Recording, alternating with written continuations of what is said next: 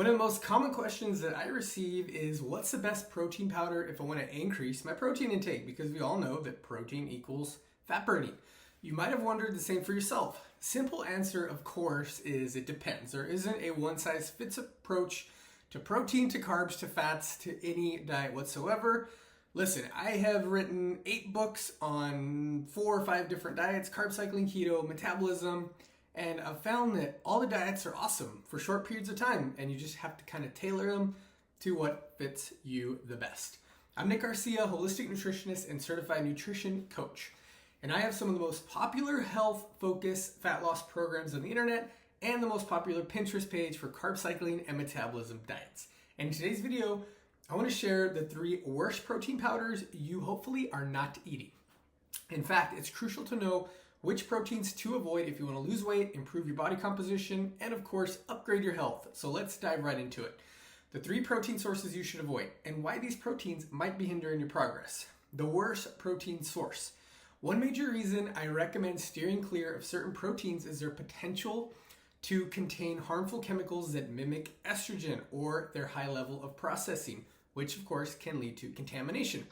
My least favorite protein source that I would hope everybody avoids is soy.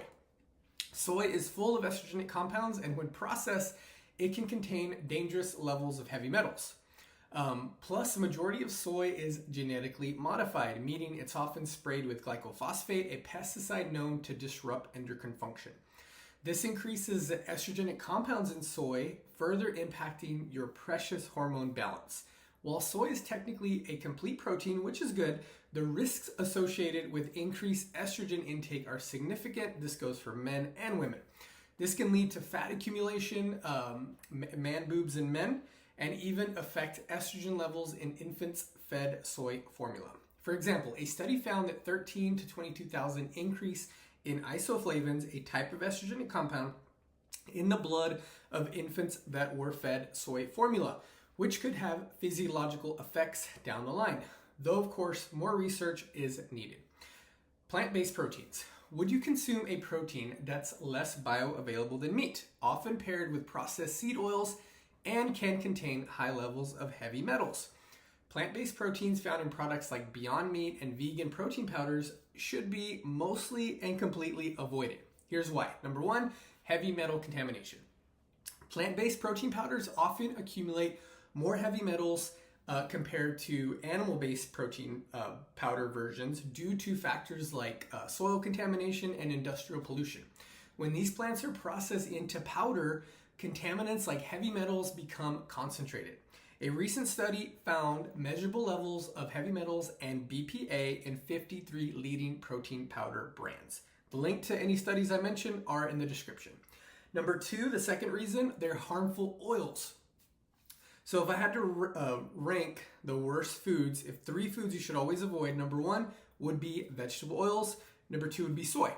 So harmful oils like Beyond Meat, for example, uses expeller press canola oil, which has a fatty acid profile that can contribute to fat accumulation and metabolic dysfunction. This is not an if, this is a guarantee that you will see cellular inflammation from consuming large amounts of these types of oils. Consuming just one of these Beyond Meat patties can account for about 80% of your daily recommended intake of omega-6 fatty acids, which is not ideal. Protein powders, that's number 3. Are you surprised? My third least favorite protein source, animal-based protein powders like whey, is a step above the previous 2 that I mentioned, but it still has its issues. Though whey is highly bioavailable, easy to digest, and provides important building blocks for our bodies, it should be used as a last result. Here's why. Processing and contaminants. Like plant-based proteins, whey can also accumulate contaminants, though generally to a lesser extent since it's not derived from soil. Lack of micronutrients. Whey protein contains minimal amounts of vitamins and minerals necessary for hormonal support and energy production. Whole animal proteins, on the other hand, offer not only highly bioavailable protein, but also essential micronutrients. So if soy, plant-based proteins, and even whey protein should be avoided or used sparingly, what are the best protein options? Your best protein sources are always going to be organic, animal-based foods and wild-caught seafood. If you want to get more plant-based protein into your diet, don't worry, there are plenty of options. I put together a list of the 14 best protein sources for vegans and vegetarians Just click on the link in the description and that will take you to my blog. Also, thanks for watching this video. Hit that like, subscribe if you're interested in hearing more about how to achieve a fat burning metabolism. But before you go, I have a 24-hour metabolism reset guide I would love to send you. Just click the link in the description or the first comment. Thanks.